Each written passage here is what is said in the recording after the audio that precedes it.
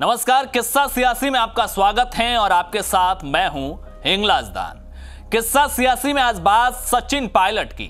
सचिन पायलट आज जिस स्थिति में हैं और जिस दोराहे पर खड़े हैं, वहां से हर किसी के जहन में यही सवाल उठ रहा है कि सचिन पायलट का अगला कदम क्या होगा। और शायद सचिन पायलट दोराहे पर नहीं, तिराहे या चौराहे पर खड़े हैं, जहां से रास्ते चारों दिशा में जा सकते हैं, चारों तरफ के रास्ते खुले हैं, लेकिन कौन सा रास्ता मंजिल तक ले जाएगा, ये बड़ा और महत्वपूर्ण सवाल है। आज हम उन्हीं संभावनाओं पर चर्चा करेंगे कि सचिन पायलट के सामने अब क्या ऑप्शन है। सबसे पहला और आसान रास्ता जो लोगों को लगता है वो ये कि मंत्रिमंडल विस्तार किया जाए, पायलट गुट के कई विधायकों को मंत्री बनाया जाए, संगठन विस्तार किया जाए, कई विधायकों को उसमें एडजस्ट किया जाए और धीरे धीरे दोनों गुटों के रिश्तों में जमी बर्फ पिघल जाएगी। लेकिन ये दिखता आसान है नहीं। अब देखिए, फिलहाल ज्यादा से ज्यादा 9 मंत्री बनाने की जगह है और अगर मान भी लिया जाए कि 3-4 मौजूदा मंत्रियों को हटाया जाएगा और इस तरह 9 के बजाय 13 मंत्री बनाने की संभावना हो जाए, अब 13 में से पायलट गुट की कम से कम 5-6 मंत्री बनाने की डिमांड तो होगी ही, पीछे बचे 7 के लगभग। अब इन 7 में से किसको मनाया जाएगा? 13 जो निर्दलीय विधायक हैं वो भले ही ये कह रहे हैं कि हम बिना किसी शर्त के समर्थन दे रहे हैं। ये मानवीय स्वभाव है कि कोई भी बिना अपने फायदे के राजनीति में किसी का साथ नहीं देता है। अगर इन निर्दलीय विधायकों ने साथ दिया था तो जाहिर सी बात है कुछ को मंत्री बनने का भरोसा भी दिया गया होगा। अभी कुछ दिन पहले राजेंद्र गुढ़ा ने कहा भी था कि निर्दलीय विधायक संयम लोढ़ा मंत्री बनने के लिए छटपटा रहे हैं। अभी हाल ही में 13 निर्दलीय विधायकों ने एक अलग से बैठक भी की थी, अपना अलग गुट बनाया, एकजुटता दिखाई और फिर अशोक गहलोत के नेतृत्व में भरोसा जताने वाले बयान दिए। वो शायद इसलिए थे कि आलाकमान पर दबाव बनाया जाए ताकि पायलट कैंप का कोटा कम किया जाए। उनका कोटा कम होगा तो निर्दलीयों का अपने आप नंबर लगेगा। इसके अलावा बसपा से 6 विधायक जो कांग्रेस में आए थे, उनमें से भी तो कम से कम 2 को मंत्री बनाने का वादा किया होगा। निर्दलियों में एक बयानवीर विधायक की तरह ही इन 6 में से भी 1-2 विधायकों के बारे में तो कहा जाता है कि उन्होंने पिछले 1 साल से कुर्ते भी सिलवा रखे हैं।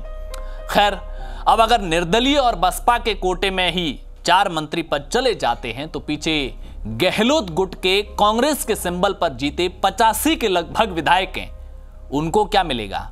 उनमें से भी कई ऐसे होंगे जो मंत्री बनने का ख्वाब देख रहे होंगे या कईयों से संकट के वक्त में मंत्री बनाने का वादा भी किया गया होगा।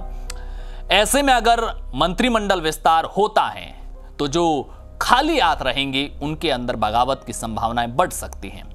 अभी तो शायद ज्यादातर इसलिए भी चुप होंगे कि शायद नंबर लग भी जाए। अब मंत्रिमंडल विस्तार कब होता है, किसको मंत्री पद मिलता है, उसके बाद क्या हालात बनते हैं, ये तो खैर आने वाला वक्त बताएगा। अब दूसरे ऑप्शन की बात करते हैं। दूसरा ऑप्शन ये हो सकता है कि सचिन पायलट कांग्रेस के भीतर रहें, शांत रहें और 2023 और उससे आगे की लड़ाई के लिए एक लंबी रणनीति के साथ काम करें। लेकिन इसमें एक सवाल यह है कि अगर जो विधायक सचिन पायलट के साथ खड़े हैं, जो जिला और ब्लॉक स्तर पर संगठन के लोग सचिन पायलट के साथ खड़े हैं, क्या वो इस बात के लिए तैयार हैं? क्योंकि पायलट गुट के भी कई विधायक ऐसे हैं जिनके लिए मंत्री बनना सबसे ज्यादा प्रायोरिटी पर है। कहीं ऐसा ना हो जाए कि सचिन पायलट शांत रहें तो उनके गुट के विधायक ही गहलोत गुट में चले जाएं। ऐसे में यह रणनीति सचिन पायलट के लिए ज्यादा कामयाब होती दिखती नहीं है।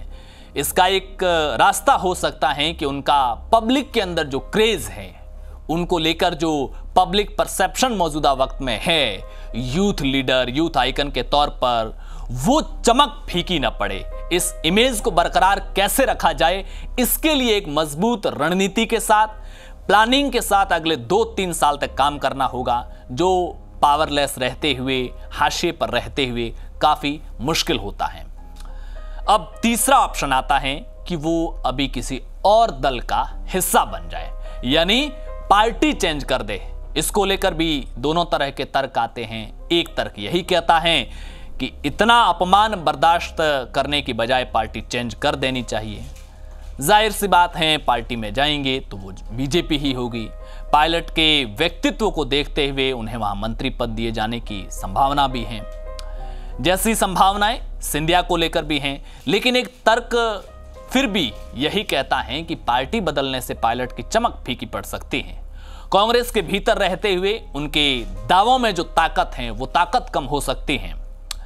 इसी रास्ते पर एक और सवाल है कि पायलट से पहले हेमंत बिस्वा शर्मा को अगर छोड़ दिया जाए तो सिंधिया से लेकर मुकुल रॉय और जगदंबिका पाल जैसे तमाम नेताओं की लंबी चौड़ी लिस्ट है जो कभी बीजेपी सरकार में बड़े पदों तक नहीं पहुंच पाए। क्या पायलट को सरकार में बड़ा पद मिलेगा? एक और रास्ता है, एक और संभावना है कि सचिन पायलट अपनी पार्टी बनाएं। वैसे ये देखने में आसान लग सकता है कि गुर्जर समाज 9% पायलट के साथ हो और कुछ दूसरी जातियों के युवाओं का समर्थन भी मिल जाए तो ये एक बड़ी ताकत बन सकती है। लेकिन पार्टी बनाना, उसे खड़ा करना, जिला और ब्लॉक स्तर पर संगठन संचालित करना, इसमें धनबल की जरूरत होती है और पायलट की पार्टी को इतनी बड़ी फंडिंग मिले इस बात की क्या गारंटी। इसके अलावा राजस्थान में भी कभी तीसरा मोर्चा ज्यादा लंबे वक्त तक कामयाब हो नहीं पाया। 2003 में भी फेल हुआ। घनश्याम तिवारी जैसे नेता भी एक्सपेरिमेंट कर चुके हैं। थोड़ी बहुत कामयाबी मिली तो पहले किरोड़ीलाल मीणा को और अब हनुमान बेनीवाल को। लेकिन बेनीवाल 2023 में कैसा प्रदर्शन करते हैं इस आधार पर यह तय होगा कि पार्टी का भविष्य क्या होता है, क्योंकि निकाय और पंचायती राज चुनाव में कोई बड़ी कामयाबी मिली नहीं। विधानसभा उपचुनाव में भी खाली हाथ रहे। लोकसभा का चुनाव बीजेपी के सहयोग से जीते। हाँ, 2018 में मेड़ता और भोपालगढ़ सीट जीतना एक कामयाबी के तौर पर कहा जा सकता है।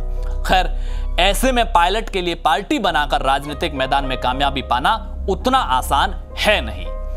अब इन 4 रास्तों में से कौन सा रास्ता सचिन पायलट चुनेंगे और कौन सा रास्ता पायलट को कामयाबी की ओर ले जाएगा, ये तो आने वाले वक्त में पता चलेगा। लेकिन हाँ, इतना तय है कि सचिन पायलट एक ऐसे दोराहे, तिराहे या फिर कहें कि चौराहे पर खड़े हैं जहां से उन्हें आगे का रास्ता बेहद सावधानी से तय करना है। कौन सा रास्ता उन्हें मंजिल की ओर ले जाएगा, उन्हें यह बेहद सोच समझ कर तय करना है। बाकी सियासी हालात और सियासी गणित हर वक्त बदलते रहते हैं। कल क्या समीकरण होंगे ये कल बताएगा। हमारी चर्चा आज के हालातों और समीकरणों के हिसाब से। किस्सा सियासी में आज के लिए बस इतना ही। शुक्रिया।